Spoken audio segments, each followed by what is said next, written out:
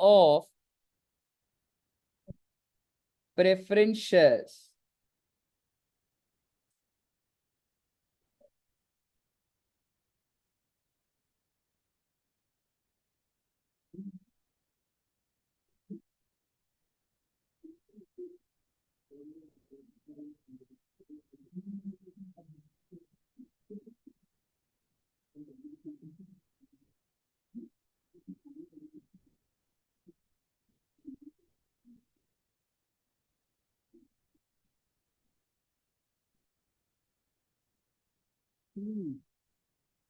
ठीक है, आइए। तो रिडेम्पशन का मतलब क्या होता है बच्चों, बताओगे? कहने से रीपेमेंट। तो आइए पहले हम इशू ऑफ प्रेफरेंस शेयर की बात करते हैं कि भाई ये इशू क्या होता है, उसकी एंट्री और फिर रिडेम्पशन की।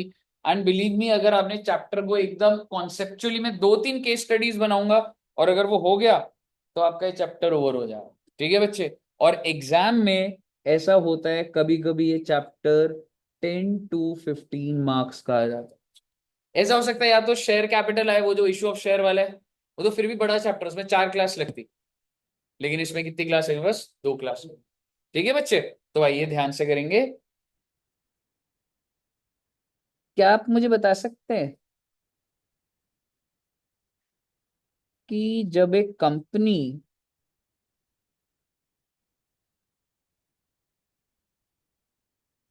पब्लिक को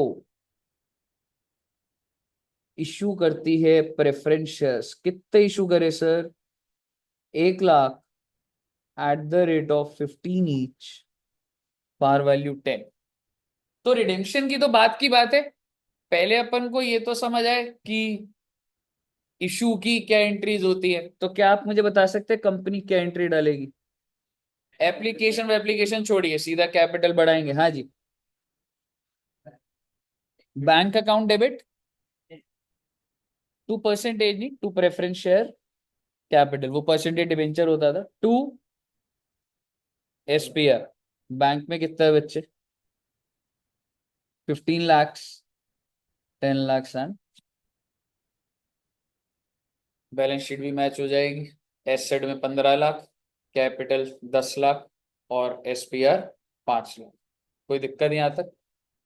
लेकिन अगर ये कंपनी ने क्या प्रेफरेंस शेयर को वादा करा होता है कि हम आपको 5 साल बाद, 10 साल बाद पैसा वापस कर देंगे, ऐसा होता है क्या?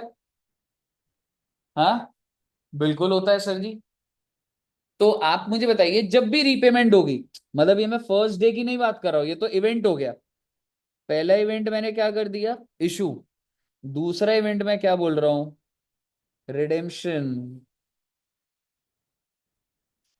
तो आप मुझे बताइए, अगर रिडेम्पशन पार पर हो रही है, इसमें डिवेंचर जैसा नहीं है कि आपको इशू के टाइम पे कुछ देखना है। आप मुझे बताइए, मैंने वापस कितना पैसा करना होगा इनको अगर रिडेम्पशन पार पे है बच्चे? 10 लाख। क्या एंट्री डालू? हम्म, बिल्कुल। आइए देखते हैं। और इसका ना थोड़ा सा रिफाइंड डाल लेंगे। Preference share capital 10 lakhs to preference share holder 10 lakhs। ये हो गया ड्यू करने की एंट्री। और दूसरी entry preference share holder to. Clear है? और अगर मैं आपको बोलता कि सर जी, अगर रिडेम्पशन होती प्रीमियम ऑफ रुपीज 2 ईच, अगर रिडेम्पशन होती प्रीमियम ऑफ रुपीज 2 ईच, तो आप उनको 10 लाख वापस कर रहे हो या 12 लाख? 12 लाख। बट यही चीज हमने इश्यू ऑफ डिबेंचर में देखी थी कि ये चीज तो हमें पहले से ही पता होती थी, तो हम पहले से ही प्रीमियम पेबल बनाते थे और लॉस भी। यहां ऐसा नहीं होगा, जो कि गलत है। जब वो मेरा 2 लाख का खर्चा है और तो रिकॉर्ड तो पहले ही होना चाहिए, पर ये नहीं हो रहा होगा। ठीक है जी? जो डिबेंचर्स में आपने पहले बुक करते थे वो यहाँ पे आपको नहीं करना। आपको जब आप इनको रिडीम कर रहे हैं, आपको तभी एंट्री डालनी है बच्चे। समझ रहे हो? और आप क्या एंट्री डालोगे? प्रेफरेंस शेयर कैपिटल कितने से खत्म? Premium on redemption 2 lakh to preference share holder 12 lakh. और अगली एंट्री क्या हो जाएगी? Holder to 12 lakh. और बात हुई बातों में एक और बात बता जाऊंगा मैं आपको। ये जो आपने प्रीमियम को डेबिट करा है, ये खर्चा है, तो इसको राइट ऑफ करेंगे जी। और हालांकि इसको राइट ऑफ करने के लिए एसपीआर भी यूज होता है, पर हमारे मॉड्यूल में लिखा हुआ है कि we will not use security premium reserve. Sir आप ये क्या बोल रहे हो? मैं आपको पहले करेक्ट एंट्री बता रहा हूं। करेक्ट एंट्री क्या होनी चाहिए बच्चे? PNL to premium on redemption कितने रुपए? 2 लाख। और सर क्या आपने अगर ट्वेल्थ में पढ़ा हो, ऐसे होता था ना सिक्योरिटी प्रीमियम क्या क्या यूजेस होते हैं, याद है? 5 होते थे।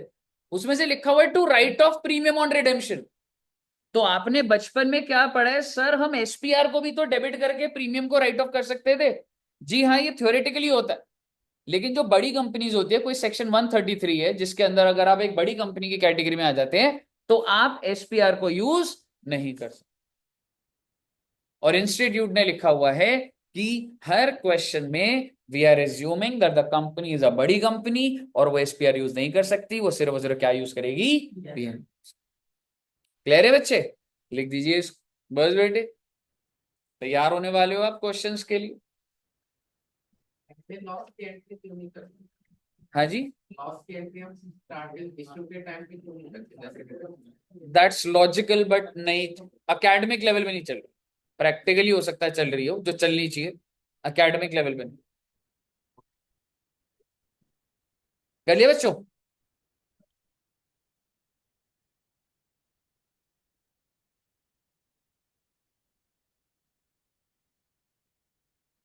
अब हेडिंग लिखिएगा।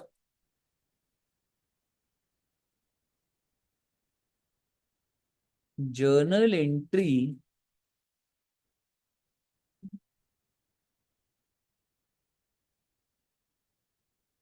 For redemption of.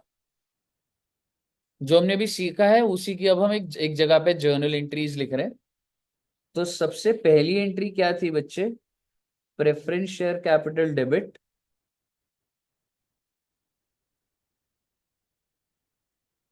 Premium on redemption debit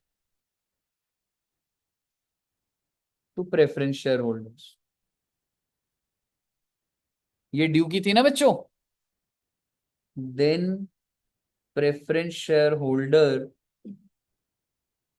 to bank. और ये जो प्रीमियम है, इसको राइट ऑफ करेंगे PNL to premium on redemption. Oh my god, यही तो 3 एंट्री सिखाई है मैंने आपको। लेकिन अब जो बात करने जा रहा हूं उसकी एक एंट्री होगी, वो देखते हैं।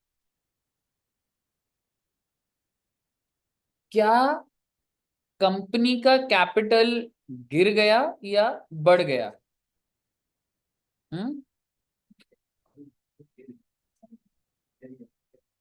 गिर गया।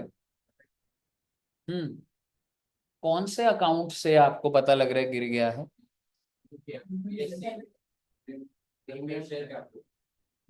कौन सा?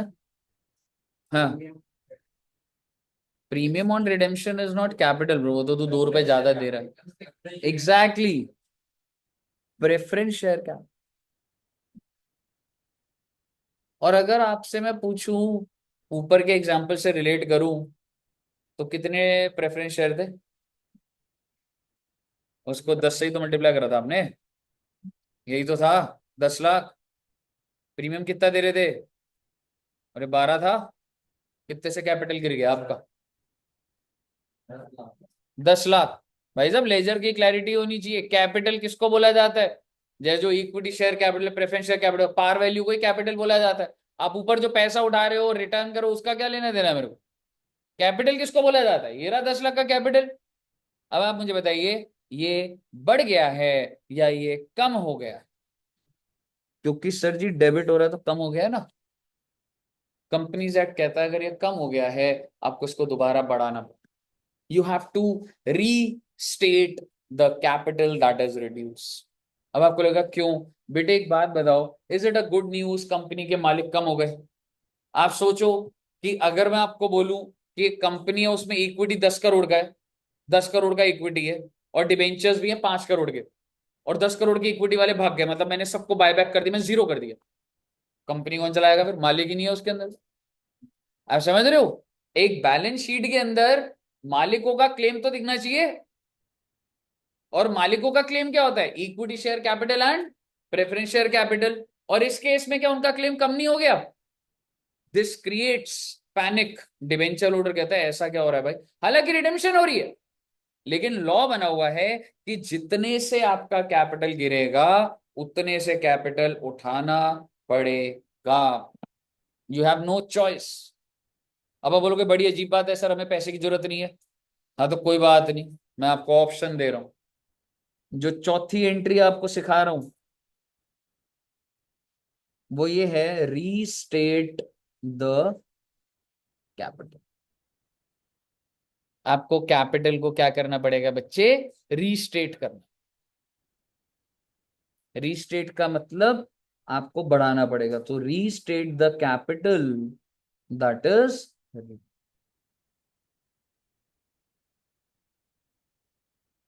you have option number 1 is issue of equity share या फिर प्रेफरेंस शेयर, भी fresh class of preference share, मतलब ये वाले तो बंद हो गए, नए प्रेफरेंस शेयर इशू कर दो, नई इक्विटी कर दो। आपको हर क्वेश्चन में इक्विटी दिख रहा होगा, ठीक है? आप नया इक्विटी शेयर इशू कर दो, और जब आप नया इशू करते हो तो क्या एंट्री डलती है? और अगर प्रीमियम पे है तो? मेरा आपसे बड़ा गहरा सवाल है, अभी तक हम इतनी जल्दी पहुंचे नहीं है उस बात पे, पर मैं देखता हूं कैपिटल कितने से गिरा है तो कितने से उठना चाहिए, तो इस तीनों में से कहां पे 10 लाख लिखूं? एग्जैक्टली। इट्स नॉट अबाउट कि आपको बैंक में 10 लाख चाहिए, इट्स नॉट अबाउट कि आपको इन दोनों का मिला के 10 लाख चाहिए। Your par value should be increase better. Table बनेगा इस पर भी नेचुरली भी एक सही जगह पे हम पहुंच गए। तो आप समझिए मेरे लिए टारगेट ये है बेटा, ये बढ़ना चाहिए भाई, ठीक है ना? एसपीआर पे है नहीं है, पार पे है, मुझे कोई मतलब नहीं है। इक्विटी शेयर कैपिटल 10 लाख से बढ़ जाना चाहिए, क्योंकि प्रेफरेंस शेयर कैपिटल की पार वैल्यू 10 से गिरी, तो इक्विटी की पार वैल्यू बढ़ेगी 10। ठीक है, मुझे कोई अमाउंट में आपको भी जस्टिफाई नहीं करना, बट ये नेचुरली बस मैंने आप मार्क कर सकते हैं दैट हमारे लिए टारगेट अकाउंट कौन सा होगा, इक्विटी शेयर। एक कंपनी कह रही है सर ये बड़ी, ये तो बड़ी गलत बात है सर, मेरे को पैसे की जरूरत नहीं, मैं क्यों इशू करूं? क्यों नहीं हो सकता? तो सरकार ने बोला एक और ऑप्शन ले ले। ऑप्शन है कि आप क्या क्रिएट कर दे, सीआर। सीआरआर तो आज पेपर में भी आएगा, बोनस इशू। आपने बोनस इशू के अंदर ये सीखा है कि उस सीआरआर को यूज कैसे करा, आज आप कर रहे हो सीआरआर बनता कैसे। सीआरआर एक ठोस, सीआरआर को मैं क्या कर रहा हूं बच्चे, क्रेडिट कर रहा हूं। मुझे कितने से करना है अगर मैं लॉजिकली बात करूं, मान लो मैंने इशू करता सीआरआर 10 लाख से बढ़ा, अब बोलोगे सीआरआर क्या होता है? इन फ्यूचर अगर मैं बोनस इशू करूंगा तो सीआरआर टू कैपिटल, यही तो करा हमने बोनस में। जब मैं आपको फ्रेश इशू, जब मैं आपको फ्री में शेयर दूंगा तो टू कैपिटल तो होता है, डेबिट क्या होगा, सीआरआर। ये कहां से आया बेटे? अब मैं आपको बता रहा हूं, ये आपका बनेगा फ्री रिजर्व्स। मतलब सर जी जनरल रिजर्व, पीएनएल, यहां से। भाई तुमको कैपिटल तो बढ़ाना पड़ेगा, या तो फ्रेश इशू कर ले, या तेरे पास इतना प्रॉफिट होना चाहिए कि तू अपने प्रॉफिट को खत्म करके कौन से लेजर में घुसा दे, सीआरआर। एक बंदा बोले 5 लाख का कैपिटल बढ़ा लेता हूँ 5 लाख का सीआरआर, बिल्कुल कर सकते हो, you can use any combination. पूरा चैप्टर ही इसी पर। समझ रहे हो, इसी के अंदर ही चलने वाला अभी पूरा चैप्टर। तो बेसिकली आपके पास एक ऑप्शन है, ऑप्शन नंबर 1, दूसरा ऑप्शन ये है, और तीसरा ऑप्शन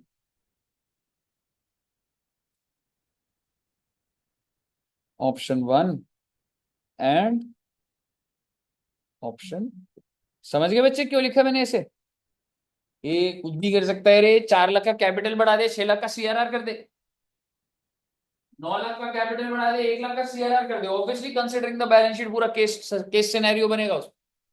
ठीक है, तो यू हैव 3 ऑप्शंस, या तो सिर्फ शेयर इशू कर ले, या सीआरआर बना ले, या मिक्स चला ले। क्लियर है बच्चे, नोट कर लिया सबने? ओके। अब क्योंकि आपने नोट करा है तो अभी मैं इसी पॉइंट पे ही हूं, और इस ये टेबल आपको बड़ा काम आएगा, तो हम अभी बना रहे। पार वैल्यू ऑफ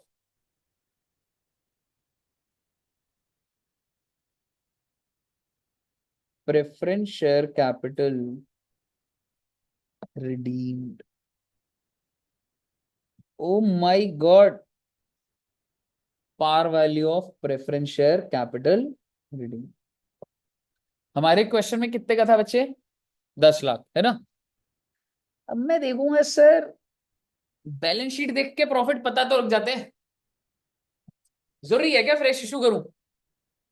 आपको बैलेंस शीट दी होगी, बैलेंस शीट में आपको पीएनएल जनरल जब दे रखा है, तो आपको पता नहीं लग जाएगा सीआरआर कितना बन सकता है? तो basically less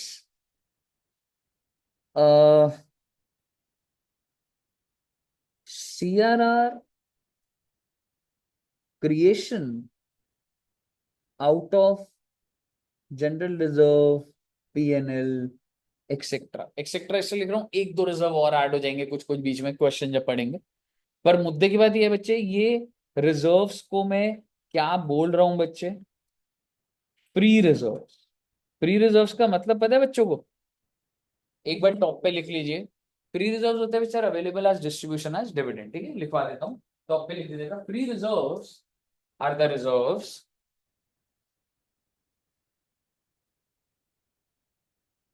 which are available for which are available for distribution as dividends। Her reserve को आप बांट नहीं सकते बच्चे। SPR is not a free reserve. ठीक है, फुल स्टॉप करके एग्जांपल्स लिख लेते हैं, full stop. SPR is not a free reserve, full stop. Revaluation reserve, revaluation reserve होता है ना, is not a free reserve.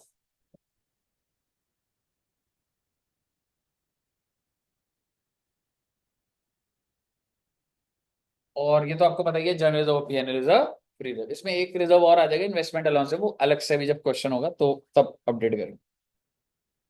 तो भाई कितना सीआरआर बना लोगे? जैसे सपोज करो, अरे सर जी मेरा तो 100 रुपए से कैपिटल गिर गया है, मैंने कहा बैलेंस शीट में फ्री रिजर्व कितने पड़े हैं? 70। तो 70 की प्रॉब्लम तो सॉल्व हो गई, अभी भी कितने का कैपिटल बढ़ाना पड़ेगा? You have no option but to issue the shares. तो आप कह सकते हैं par value of equity share capital या preference share capital to be. And ऐसा मत सोचिए हमेशा फ्री रिजर्व दिया होगा, हो सकता है क्वेश्चन आपको बोल दे कि इतने शेयर इशू करेंगे तो बताओ कितने का फ्री रिजर्व, तो क्वेश्चन के डेटा पर होगा। पर ये टेबल आपको बहुत काम आने वाला है अभी जब करेंगे। क्लियर है बच्चे? ओके, आइए एग्जाम्पल नंबर 1।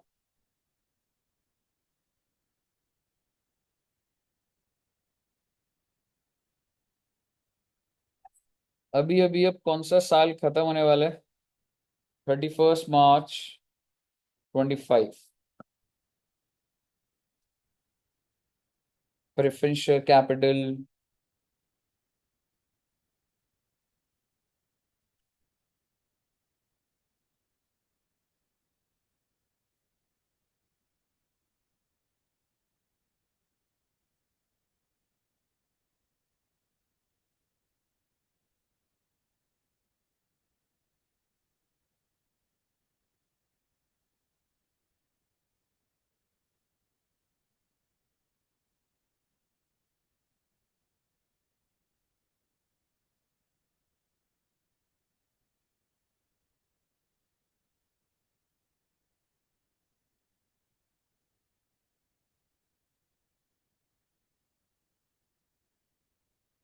ओके।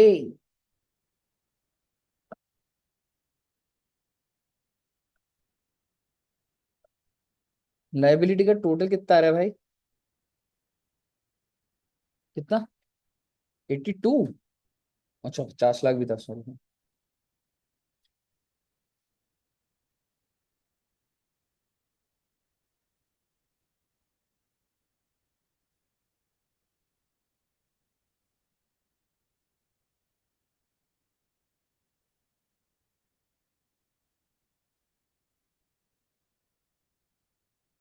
ठीक है साहब। बेटे आप ही ने रिडीम करना है, बस आप ही से पूछा जाएगा।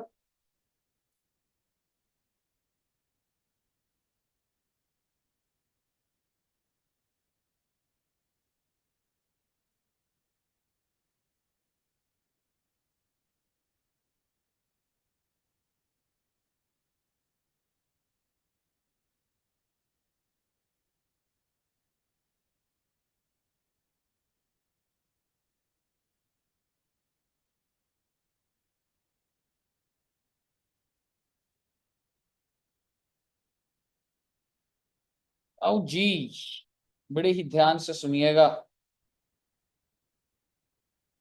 बढ़िया से सुन लिया तो आज ही कंटेंट सारा करा दूंगा। संडे प्रैक्टिस भी कर लेंगे, है ना? आप बच्चे चाहते ही हो बेटे संडे में प्रैक्टिस कराऊंगा आपकी। नोट कर लिया? कौन से दिन की बैलेंस शीट है ये? 31। Number of preference share? 1 lakh. No, no, that's par value. And I'm saying it there to be redeemed at a 10% premium. और मैं आपको कह रहा हूं आज वो देना है, यानी कि 31 मार्च 25 को रिडीम होने हैं वो। रिडीम कब होना है भाई साहब? 31 मार्च 25। बैलेंस शीट दे रखी है आपको मैंने। मान के चलिए आप इस कंपनी को हैंडल कर रहे हैं। आपसे वो जो बिजनेस जो चला रहा है, जो बिजनेस मैंने वो पूछ रहा है कि आज यार उनको बुलाना था प्रेफरेंस शेयर वालों को, उनको पैसे वापस करने, आज ही तो दिन है। तो आपसे पूछ रहा है बुला लूं क्या? है ना? आपको उससे कैबिन में बुलाया, उससे बोला कि बुला लूं क्या? फिर आप क्या बोलोगे? बुला लूं क्या? क्या बताओगे उसे? क्या सर आपकी मर्जी, आपकी कंपनी है, पर आप अकाउंट्स हेड है और आपसे पूछा जा रहा है। हम्म? दीपा जी बुला लेना चाहिए, बुला ले। और कैसे आपने बोला कि बुला लेना चाहिए? वेरी गुड, कहाँ है पैसे? Okay, very good. कहाँ कहाँ पैसे हैं? और जनरल रिजर्व, और एसपीआर भी रिजर्व्स ही है।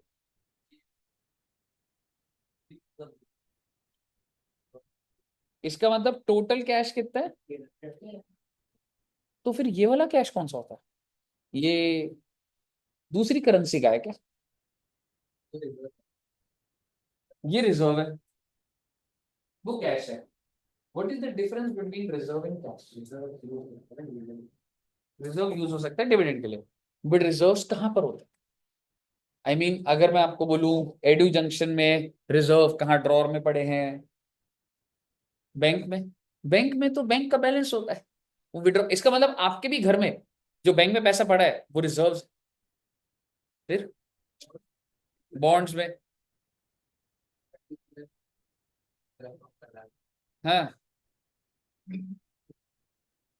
एक बिजनेस स्टार्ट करते हैं पहले, ठीक है? आपको रिजर्व बता रफ, आखिरी पेज पे जाइए। बिजनेस स्टार्ट करेंगे बेटे, ठीक है? छोटा सा बिजनेस स्टार्ट करते हैं, जैसे कि मान लो रुचि जी आपके पास कितने पैसे हैं? 150 रुपए हैं, लाओ 150 रुपए। रुचि जी के लिखो, पॉइंट लिखो, Ruchi started a business of buying and selling remote. ठीक है जी, अभी आपके सामने स्टार्ट हो रहा है बिजनेस। ठीक है, ढूंढना रिजर्व, कहीं छिप ना जाए कहीं रिजर्व इसमें, समझ रहे हो। बाइंग एंड सेलिंग रिमोट, तो जिन के रिमोट में आपको भेज रहा हूँ, देखो बिजनेस करोगे तो खरीदना पड़ेगा ना। ठीक है, 150 रुपए का भेज, चिंता मत करो, लिखवा दूंगा 500 का लिखवा दूंगा, ठीक है 500 रेडी करूंगा। ठीक है, लाओ 150 रुपए लाओ। इंटरेस्ट नहीं है रिमोट। उनको रियल में ना, आपको कर दूंगा आपको पैसे वापस। ट्रस्ट ही नहीं है भाई, मुझे तो क्या लगता है कि बात में मुझे, हाँ कितने रुपए आपके, 50 ही दे दो आपको। ठीक है, तो पहली एंट्री लिखिएगा, परचेज ऑफ रिमोट। तो ढूंढना पड़ेगा। हाँ हाँ, परचेज ऑफ रिमोट, एक रिमोट खरीदा मैडम ने फॉर ₹50। बहुत अच्छी बात है, ये लो। वेरी गुड, रिमोट आपका हुआ। ओके बच्चों, क्लास ओवर। Okay sir. ठीक है, आपका बटन दबाने जाके। ये वाला रिमोट अब चल रही है। ठीक है, अब रुचि फर्स्ट एंट्री डल गई सबकी। अच्छा क्या एंट्री डालोगे, परचेज रिमोट फॉर ₹50। हाँ एग्जैक्टली, परचेज टू कैश, डाल दी एंट्री। अब रुचि जी, अब आपने ये रिमोट को बेचना है, कोई खरीदार है? हाँ देवांगी, रिमोट डिस्काउंट नहीं, रुचि जी कितने का बेचना है? 5,000। 5,000? बेटे 2 साल तक लगी रहोगी फिर भी पाएगा ही। 30 साल तो देखिए। ठीक है, तो सपोज करो किसी के पास अभी ₹70 है, किसके पास 70 रुपए है, ऑनलाइन ऑनलाइन ऑनलाइन है, कैश नहीं बड़ा हुआ, 100 है ना, 100 दे दो। सर अच्छा एग्जांपल मिल गया, मतलब कैश अंदर ला लो, सारे ही कितने 170, नहीं नहीं, ठीक है। नेक्स्ट पॉइंट लिखिएगा, नेक्स्ट पॉइंट लिखिएगा, Ruchi sold the remote, Ruchi sold the remote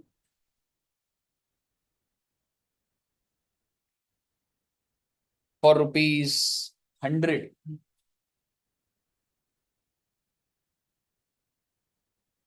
ठीक है जी?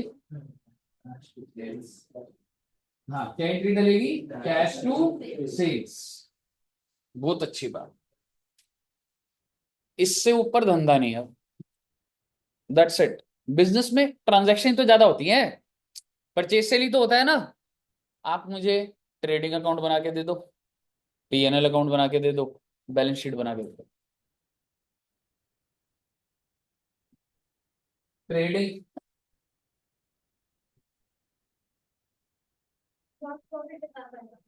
Gross profit 50, very good. Net profit 50 से है। बिल्कुल,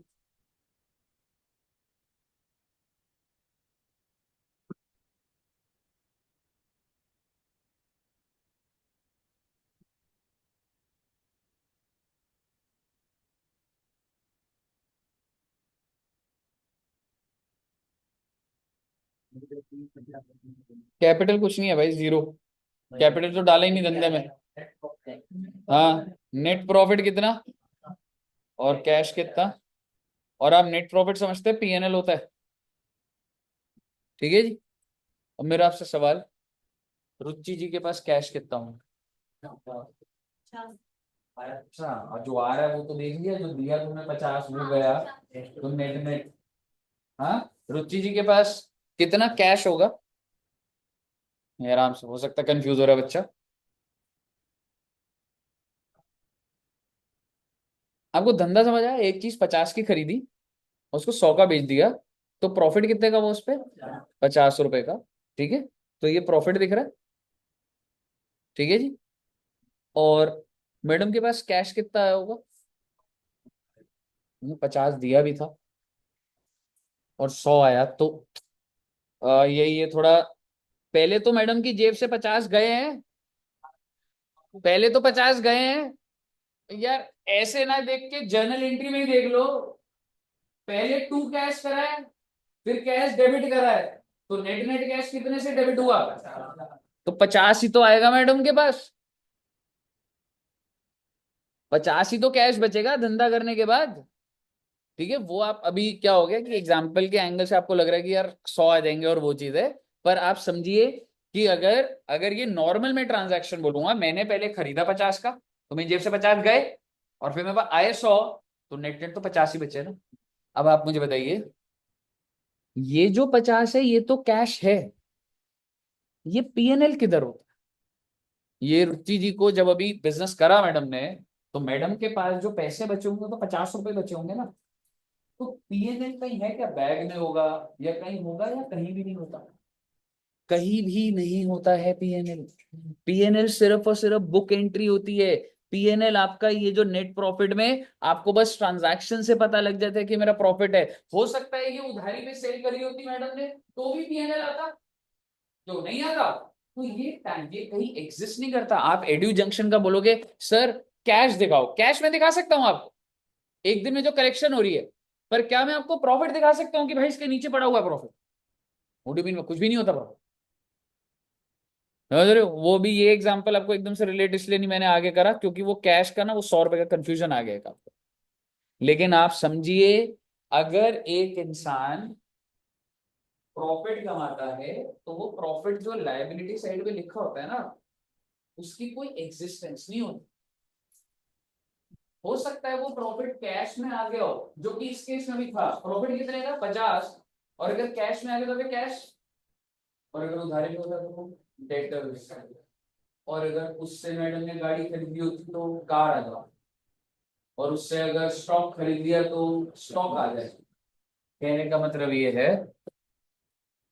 ये जो पीएनएल और जनरल रिजर्व है, फालतू की बात है। फालतू की बात का मतलब, इस पीएनएल जनरल रिजर्व का मतलब ये नहीं है कि ये आपका कैश है, ये सिर्फ और सिर्फ बुक एंट्रीज होती है। समझ रहे हो, रियल कैश किधर बड़ा हो, ये कुछ नहीं होता। आप एक बात बताइए, आप बुलाओगे प्रेफरेंस होगा, आपने बोला मैडम बुला लो सर, कहाँ आएंगे पीएनएल, कहाँ जाऊं मैं? अब लोग बैंक में, अरे उसको तो बैंक अकाउंट बोलते हैं, मैं बैंक खोल देता हूँ, उसको तो बैंक बोलते हैं उसको। अब लोग कैश, तो कैश तो टेंजिबल होता है, वो कैश है, ये कुछ नहीं होता है, फर्जी है एकदम सारा का सारा। तो आपको पहले समझ आना चाहिए, जब प्रेफरेंस शेयर होल्डर आएगा तो आपके पास पैसा है या नहीं है, ये वाले कैश से पता लग रहा है। It has nothing to do with your PNL general reserve, ऐसा कुछ नहीं। बताइए यहां तक क्लियर है? चलिए वेरी गुड, एग्जाम्पल समझ आ गया सबको? ठीक है बेटे, कमाई भी होगी बेटे हमारी। चलिए वेरी गुड।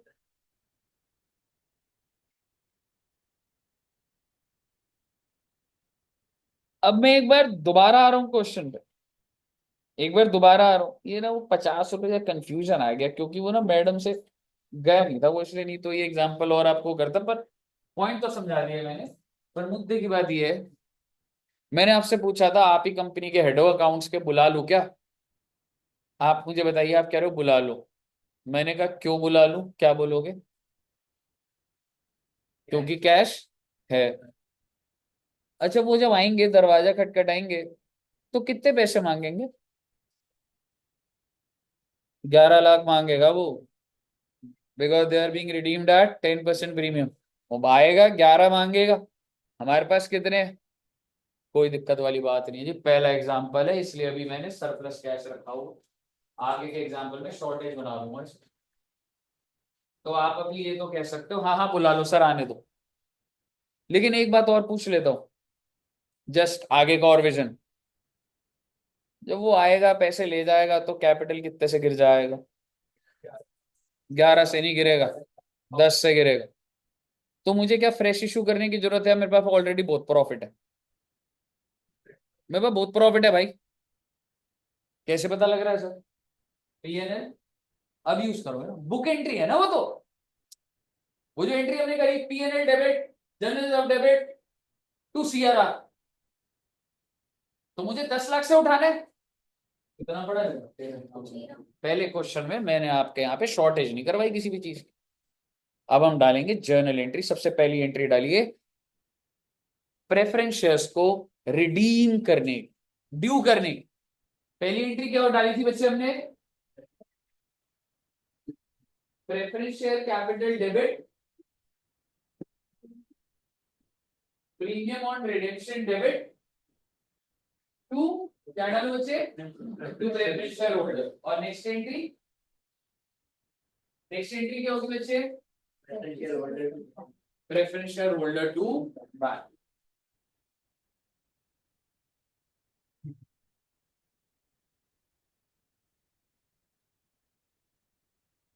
पहली दो एंट्री डल गई। थर्ड एंट्री डिफाइंड है, मैं बता रहा हूं आपको। प्रीमियम को राइट ऑफ करो ना पीएनएल से। पीएनएल डेबिट तो प्रीमियम ऑन रिडेम्पशन कितने रुपए बेटे? 1 लाख रुपए। बिल्कुल, वेरी गुड, डाल दो। अब लगेगा दिमाग। PNL to premium on redemption, वो जो प्रीमियम है उसको खर्चे को राइट ऑफ कर दिया ना हमने। ओके,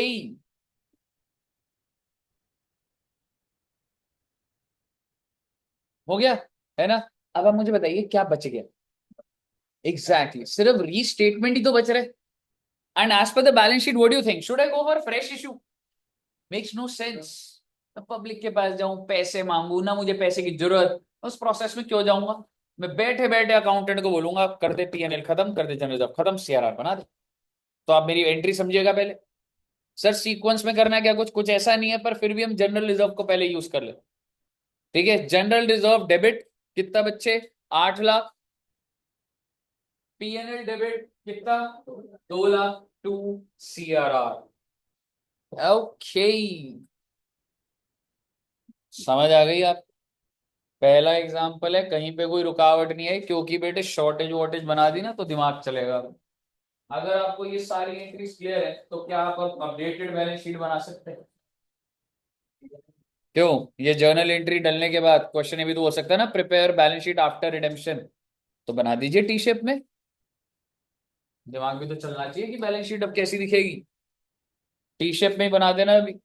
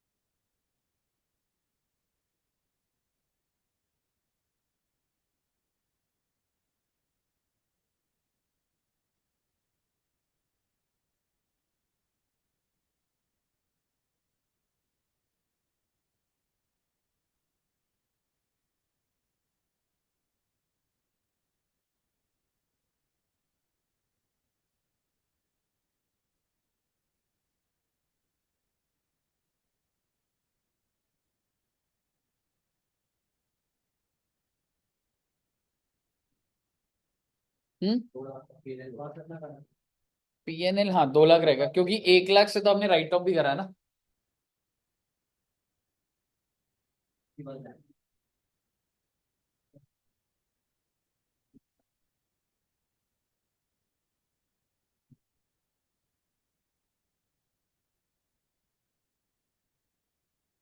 अब आपने जब जर्नल एंट्रीज डाली है तो कम भी तो हुआ है ना। आप जब जब आपने पीएन, हाँ, उसका नेक्स्ट जब सीआरआर बने तब भी तो कम करे।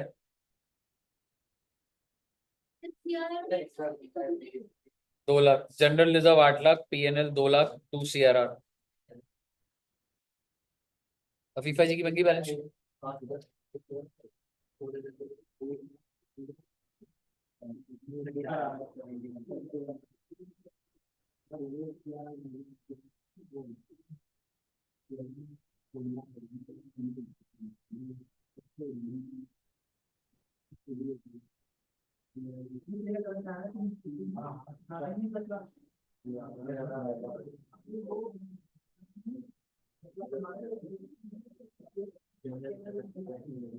बैलेंस शीट में सीआरआर भी डलेगा। जर्नल एंट्री जब आप अपडेट करते थे ना बच्चे, तो जो जो अकाउंट नए खुल गए वो अपडेट।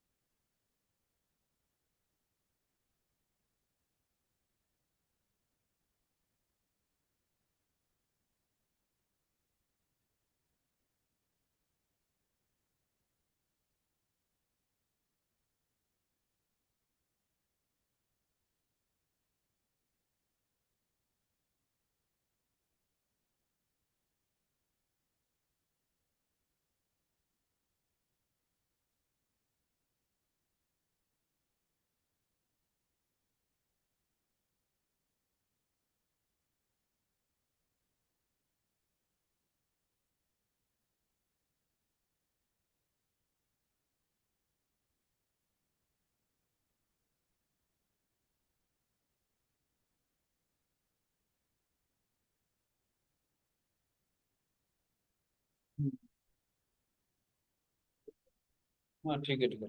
ओके।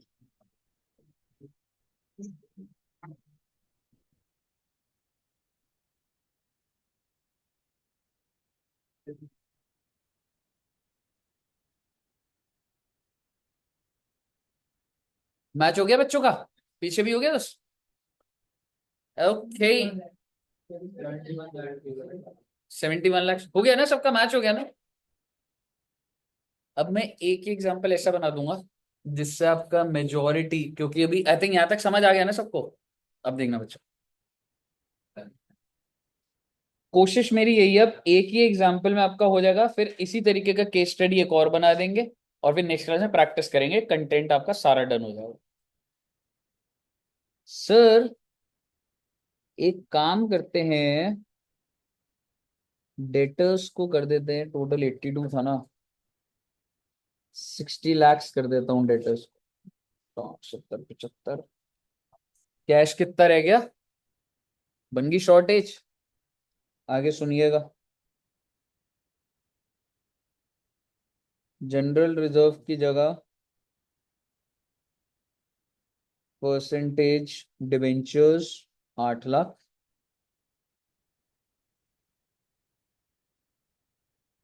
और क्वेश्चन एक चीज बोलेगा, necessary number of equity shares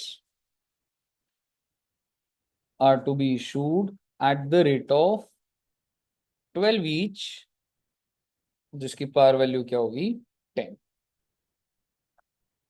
अगर आपने ये क्वेश्चन समझ लिया तो चैप्टर डन ही मानिए बेटे।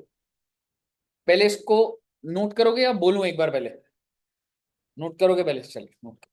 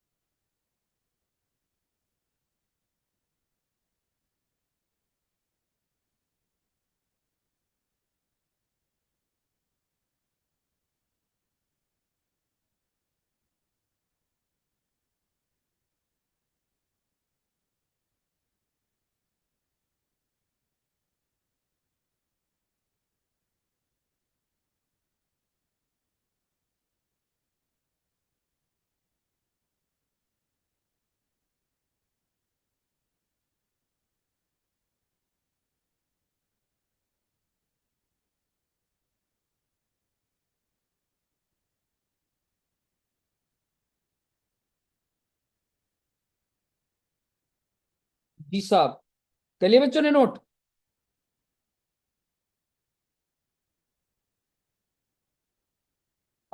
बोलू? अब मेरा आपसे छोटा सा सवाल है।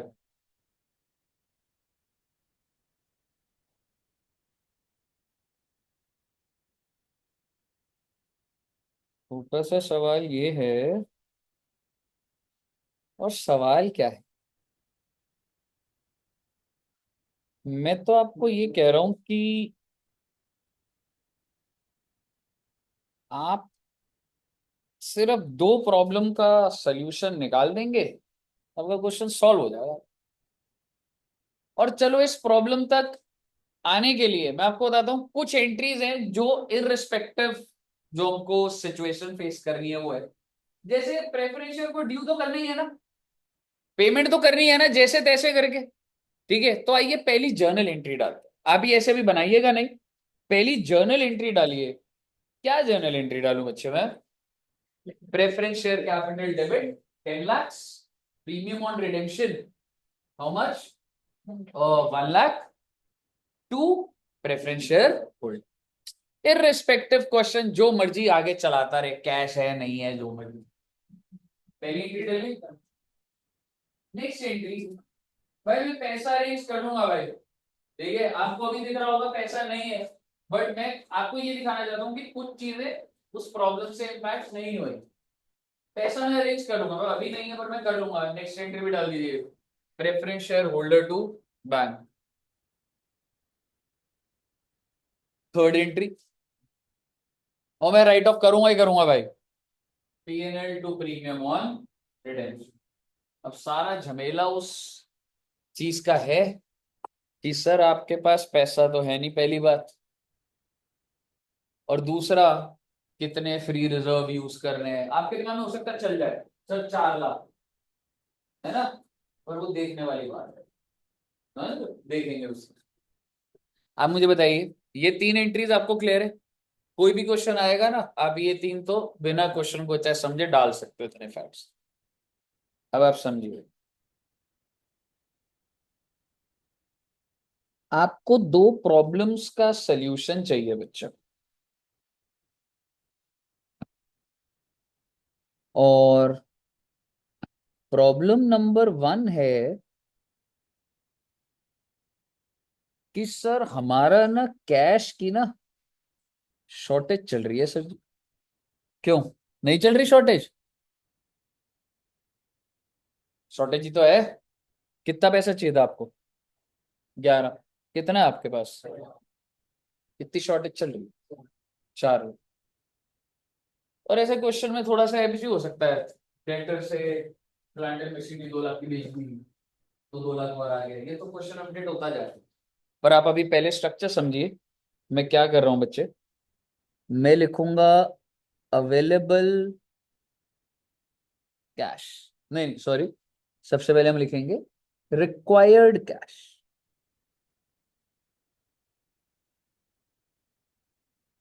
And how much is required cash? 11 lakh. समझ आ रहा है ना बाइफर्केशन? लेस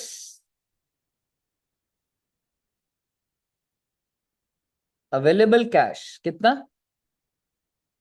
और अगर मैं क्वेश्चन में बोल देता कि कंपनी को 1 लाख कैश मेंटेन करके रखना ही रखना है, तो मैं बोलता भाई 7 लाख यूज नहीं करेगा, 1 लाख बचा के रखना, 6 लाख करेगा। ये तो क्वेश्चन आगे प्रैक्टिस करेंगे तो आते जाएंगे ना पॉइंट। लेकिन आप समझो कि मैं क्या निकाल रहा हूं बच्चे, रिक्वायर्ड कितना है और अवेलेबल कितना है, और फाइनली क्या निकला? शॉर्टेज आ गई कितने की? सर जी अगर मैंने उसे बुला लिया ना, तो मांगेगा 11 लाख। मेरे पास ड्रॉर में पड़े हैं 7 लाख, जो गिन लेगा कहेगा भी कितने बच गए। मैं कहाँ से अरेंज करूँ?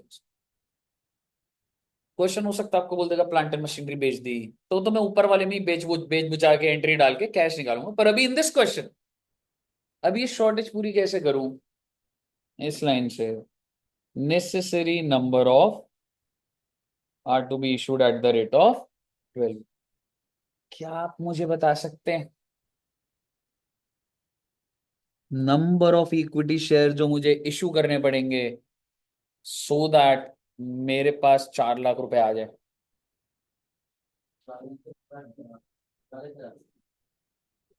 4 लाख डिवाइडेड बाय 10 या 12। हम्म, कितने बच्चे कह रहे हैं? 10, 12। ए मार्केट में 12 रुपए का बेच रहा हूं रे मैं। इशू प्राइस ही तो मार्केट वैल्यू होती है। एक शेयर अगर इशू करूंगा तो 12 आ रहे हैं। ऐसे कितने इशू करूं जो टोटल मिला के 4 लाख हो जाए, डिवाइडेड बाय 12।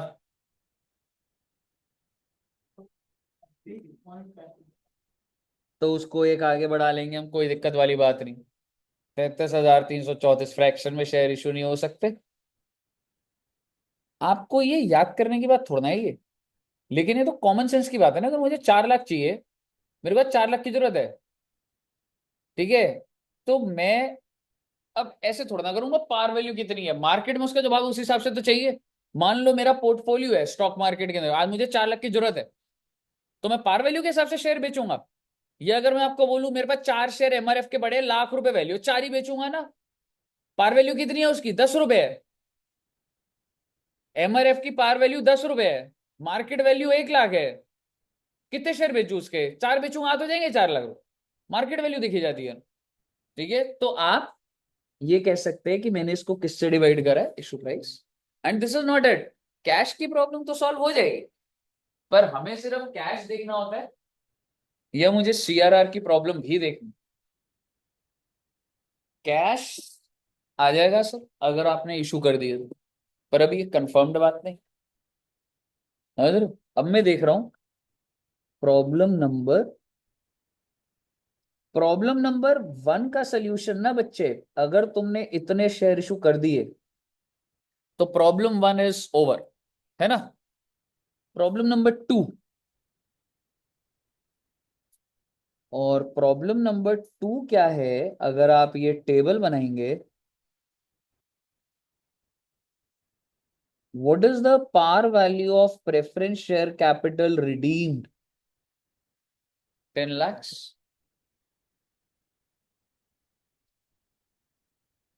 लेस कितने फ्री रिजर्व है आपके पास? यानी कि आप ये कह रहे हैं creation of CRR out of free reserve, यही है। 5 है, 4 है भैया, राइट ऑफ कर बैठे हो, समझ रहे हो? 4 पड़े हुए हैं।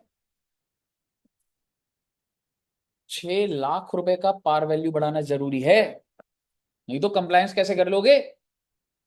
10 लाख से कैपिटल गिरा है, 4 लाख के रिजर्व है तुम्हारे पास, कितने का कैपिटल बढ़ाने की जरूरत है पार वैल्यू की? 6 लाख। तो मैं वही तो लिख रहा हूं,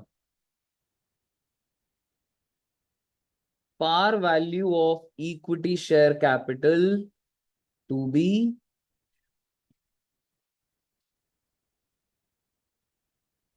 क्लियर है बच्चे?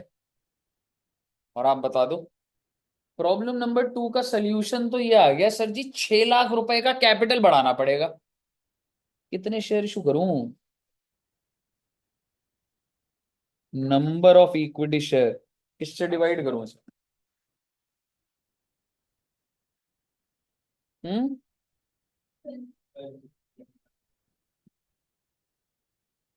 अगर आपने इसे 12 से डिवाइड करा तो कह सकता हूं लगभग 50,000 शेयर आएंगे। और जब आप इसकी एंट्री डालोगे तो 50,000 इंटू 10 करोगे पार वैल्यू, तो 5 लाख हुआ सिर्फ। पार से डिवाइड होगा ये।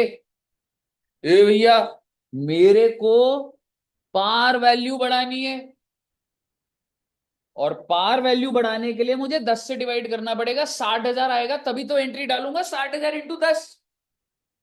अगर 12 से डिवाइड कर दिया तो मान लो 50,000 शेयर आ रहे हैं, तो जब एंट्री डालोगे आप 50,000 शेयर, तो 2 इक्विटी शेयर का 50 इंटू 10, ये क्या लॉजिक बैठा आपका?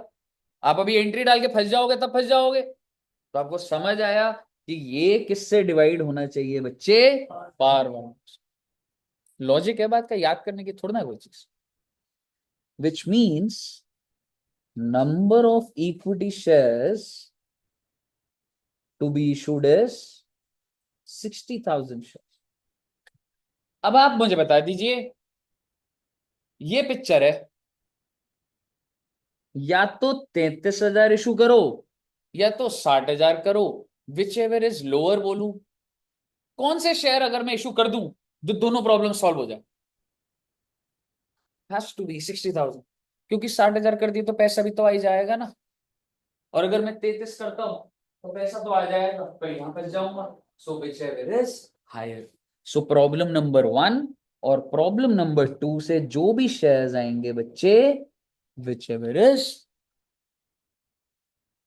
कंक्लूडिंग, अभी समझिएगा, अभी एक और अच्छा पॉइंट आएगा। अभी 60,000 शेयर इशू करना है जी, हो गया फाइनल, दोनों प्रॉब्लम का प्रोसेस बनाया, 60,000 शेयर इशू करेंगे। क्या आप मुझे बता सकते हैं, अगर आप 60,000 शेयर इशू कर रहे हैं, 3 एंट्रियां डाली हैं आपने,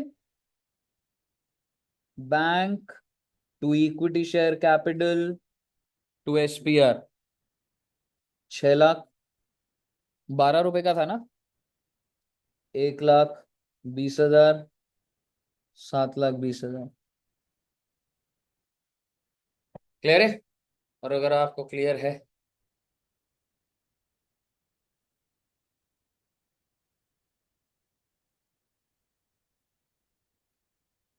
तो आप मुझे बता दीजिए, आपने जो पहली एंट्री डाली उसमें कैपिटल कितने से गिरा? 10,00,000। कितने से उठ गया? कितने से और बच रहा? तो है ना अपने पास रिजर्व 4,00,000। अगली एंट्री क्या डाल दोगे? PNL to CRR.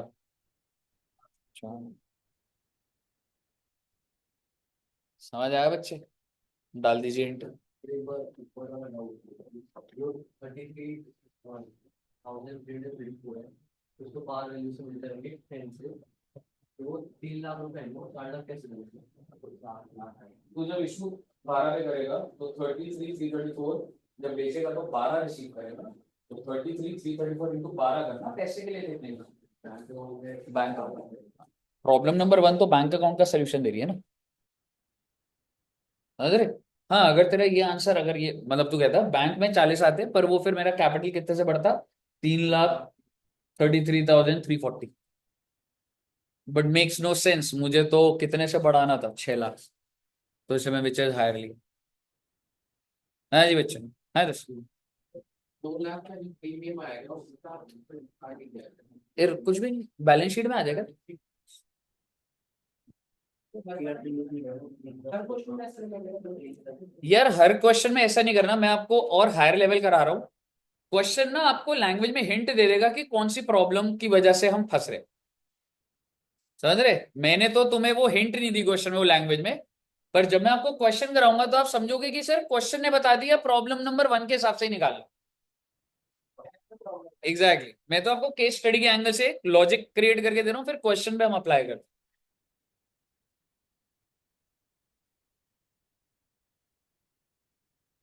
बताइए, क्लियर है बच्चे?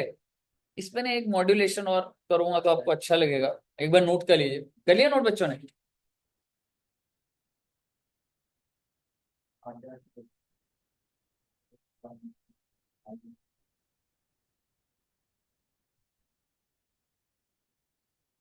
एक चीज मैं चेंज करना चाहता हूं, ये नोट कर लिया सबने? अगर सिर्फ आप ना वो मत करना, आंसर निकालेंगे सीधा,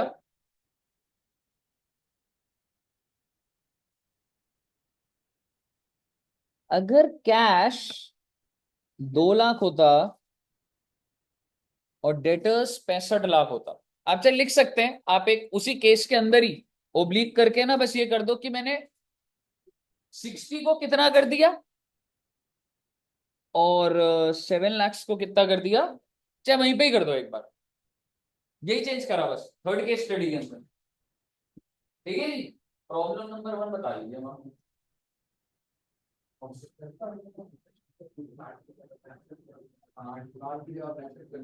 Yes, debtors are now 65 lakhs and your cash balance is 2 lakhs only.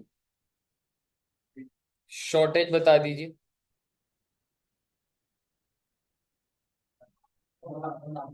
Very good.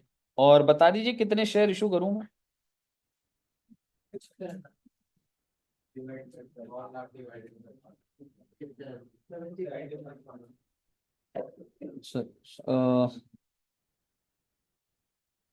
Required cash कितना है? 11 लाख। Available cash 2 lakh. 9 लाख। कितने शेयर कितने आए बच्चे? ओके, 75,000। पहली प्रॉब्लम सॉल्व हो जाएगी 75,000 शेयर से। But have I issued 75,000 share right now? No. Have to analyze the second problem also. What is the second problem? दोबारा पढ़ देंगे इसको, कोई दिक्कत वाली बात नहीं। कितनी पार वैल्यू गिर रही है आपकी? फ्री रिजर्व कितना है आपके पास? Very good. कितने से कैपिटल बढ़ाएगा? डिवाइड किससे करूं? Number of shares. Now tell me. 75,000, यही है ना? तो पहली तीन एंट्रियां तो वो सेम जानी थी। अब अगर मैं इस एंट्री की बात करूं, देखो पहले वाले केस में मैंने वो हायर आया, इस वाले केस में कि भाई 75,000 शेयर इशू कर दो, पैसा भी पूरा हो जाएगा, कैपिटल भी बढ़ जाएगा। यही निकाला ना हमने? तो आप मुझे बता दीजिए, 75,000 इंटू 12, 9 लाख, 7.5 लाख। इसके लिए कर रहा था मैं, ये केस मैंने बनाया है। अब बताइए इसमें कितना डालूं?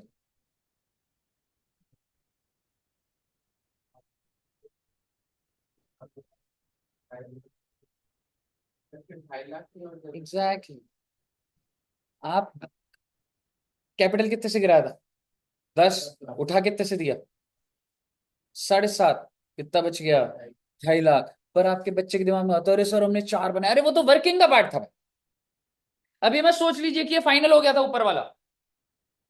ऊपर आपको क्या दिख रहा था, कितना यूज कर रहा हूँ? अरे उसके लिए तो शेयर निकालने के लिए मैं पता कर रहा हूँ। मेरा फाइनल कंक्लूडिंग पॉइंट क्या है? कंक्लूडिंग पॉइंट था 75,000 शेयर इशू है, विच मीन्स कैपिटल कितने से बढ़ा है? 7.5। तो भाई 10 लाख रुपए का कैपिटल बढ़ना चाहिए था, 7.5 बढ़ गया भाई। 2.5 लाख ही तो है ना बेटे। बच्चा गलती कर जाता है, 4 लाख लिख देता है। Because you have to make sure that your equity share capital and your CRR should be 10 lakhs। यही तो कंट्रोल पॉइंट है। समझ आया बच्चे कैसे, क्यों मॉड्यूलेट करा मैंने उस चीज? ओके। तो आई थिंक ये लिखना चाहोगे आप दोबारा एंट्रीज डाल के? लिख लो तो सही रहेगा। ठीक है, मतलब इसका कैसे बनाए? स्टार्टिंग से ही एंट्रीज डाल दो बच्चे। जैसे अच्छा एक बात बताओ, इसको आपने चेंज कैसे करा उसी की स्टडी में? हाँ तो इसके नीचे इसका सोल्यूशन दे दो ना। ठीक है, यही दोबारा बना दो। प्रॉब्लम 1, प्रॉब्लम 2 और जर्नल एंट्रीज। बताइए। मॉल क्रिएटल है। ओके, छा गए बेटा।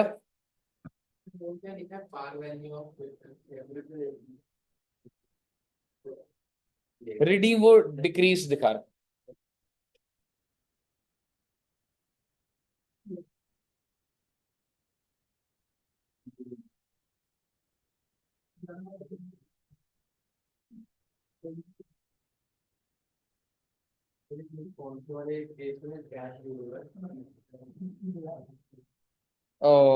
मतलब कैश यूज करना है और बाकी लिक्विडेशन इशू में